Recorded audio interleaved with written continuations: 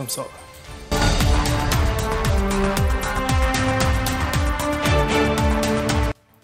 дар шаҳри санкт петербурги русия як шаҳрванди тоҷикистон ки чанд рӯз пеш ба русия омадааст ба доми қалабон афтода 550 000 рублашро аз даст медиҳад. тибқи иттилои як манбаъ аз мақомоти ҳифзи ҳуқуқ ин ҳодиса шоми рӯзи чаҳоршанбе 19 феврал рух додааст. гуфта мешавад ки шаҳрванди тоҷикистон тариқи интернет нақлиёти Kia Optima мехоҳад харидорӣ кунад. мулоқоти ӯ бо фурӯшанда дар кӯчаи Савушкина дар назди маркази савдои Мерикури дойр мегардад. ҳангоми интиқол додани 550 000 рубл соҳиби мошин аз харидор хоҳиш мекунад ки ба курсии қафои нақлиёт гузарад. дар ҳоле ки харидор мехоҳад ба курсии қафои нақлиёт гузашта нишинад, фурӯшанда бо пул аз ҷои худ ғайб мезанад. мақомоти ҳифзи ҳуқуқ сабти навориро аз ҷои ҳодиса дастрас намуданд ки тибқи нишонаҳо ҷинояткор марди тахминан 35-40 сола мебошад. ҳоло бошад масъалаи оғози парвандаи ҷиноятӣ ҳаллу фасл карда мешавад.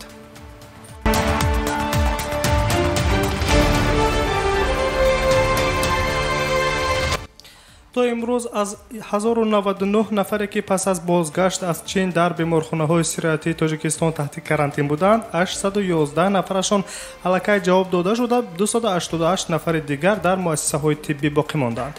гуфтааст муовини вазири тандурустӣ ва ҳифзи иҷтимоии аҳолии тоҷикистон Мирҳомуддин Камолзода ба Азия Плюс. дар байни шаҳрвандоне ки дар карантин гирифта шуда буданд, 125 нафарашон шаҳрвандони чин мебошанд. гуфтааст муовини вазири тандурустӣ.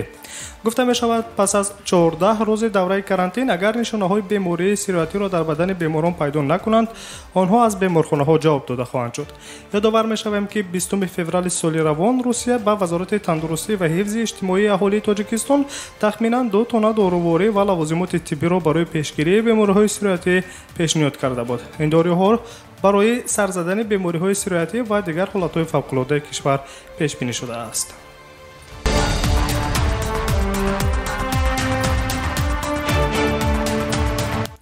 идомаи хабарҳои рӯзро мустақиман мешунавед. дар Украина мардуми маҳаллӣ зидди тадбири рӯйдастгирифтаи ҳукумат бархостанд. сокинони вилояти Полтаваи Украина даст ба эътироз заданд ки он шаҳрвандону хориҷиёне ки аз шаҳри Вуҳани Чин баргардонида шудаанд, дар беморхона ва осоишгоҳҳои вилояти Полтава ҷойгир карда нашаванд. онҳо эътирози худро ба хавфи паҳншавии коронавирус маънӣ дод карданд.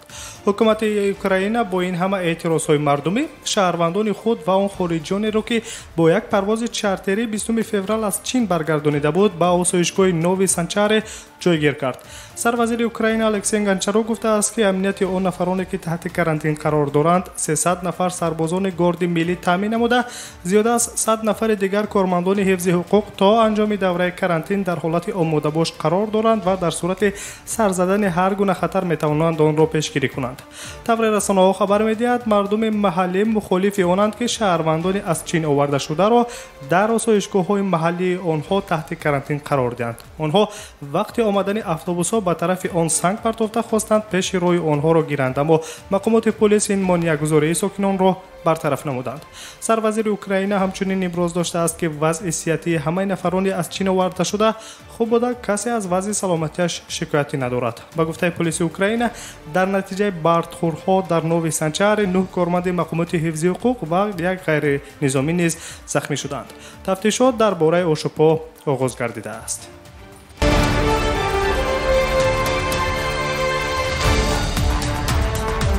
президенти Туркманистон Гурбангулӣ Бердимуҳамедов нақшаи кӯмаки башардӯстона барои 3 соли оянда ба Афғонистонро тасдиқ кардааст. дар тӯли 3 сол Туркманистон дар Афғонистон 12 барномаи кӯмакҳои башардӯстонаро амалӣ мекунад. дар назар аст ки Туркманистон дар Афғонистон иншооти нави иҷтимоӣ бунёд кунад ва ҳамчунин дар соҳаҳои тандурустӣ ва маориф кӯмаки молиявӣ расонад. дар доираи лоиҳаҳои мавҷуда Туркманистон аллакай оид ба таҳвили қувваи барқ ва сохтмони хатҳои интиқоли барқ кор карда истодааст ва сохтмони роҳи оҳан ба Тоҷикистон ва қубури газ ба Покистон ва Ҳиндустон низ идома дорад.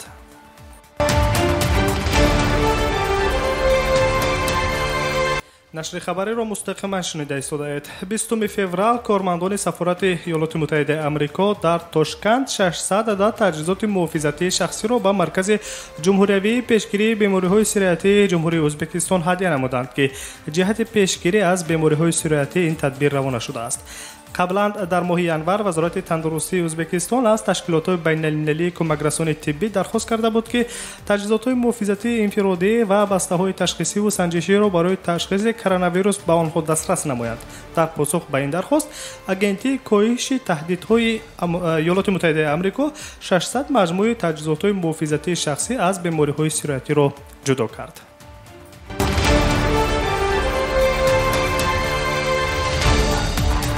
аз 1 сентябр саркарда Тоҷикистон нақша дорад ки маоши кормандони давлатӣ, нафақа ва стипендияро баланд бардорад. Ҳукумати Тоҷикистон дар соли 2020 ҷудо кардани беш аз 3,9 миллиард сомонӣ ё худ 436 миллион доллар аз буҷаи давлатӣ барои суғуртаи иҷтимоӣ ва баланд бардоштани некӯаҳволии мардум ба нақша гирифтааст. Ин рақам нисбат ба соли 2019 6,4% ё худ 233,7 миллион сомонӣ беш аз 24 миллион доллар зиёд аст. омадааст дар гузориши вазорати молияи ҷумҳурияи Тоҷикистон. тибқи иттилои вазорати молия аз 1 сентябр зиёд кардани музди меҳнати кормандони давлатӣ, нафақа ва стипендия ба нақша гирифта шудааст.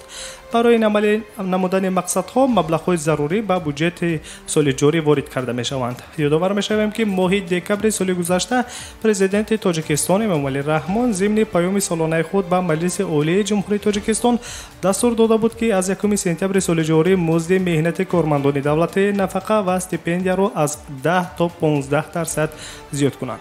пешниҳод карда мешавад ки маоши кормандони мақомоти ҳифзи ҳуқуқ ва хизматчиёни ҳарбӣ 10%, дигар муассисаҳои буҷавӣ инчунин нафақа ва стипендияи донишҷӯёну унвонҷӯён 15% зиёд карда шавад.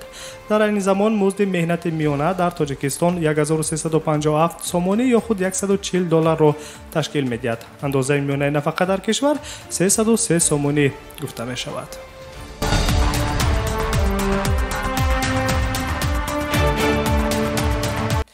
сарвазири Тоҷикистон Қоҳир Расулзода бо роҳбари ширкати италиявии Salina Impregilo сифати корҳои сохтмонӣ дар нерӯгоҳи барқии обии Роғунро муҳокима карданд. ҷониҳо раванди сохтмони сарбанди обиро мавриди баррасӣ қарор дода оид ба сатҳ ва сифати корҳои сохтмонӣ дар иншоот табодули назар карданд. инчунин масъалаи саривақтии корҳои сохтмонӣ дар агрегатҳои нерӯгоҳ низ баррасӣ гардидааст.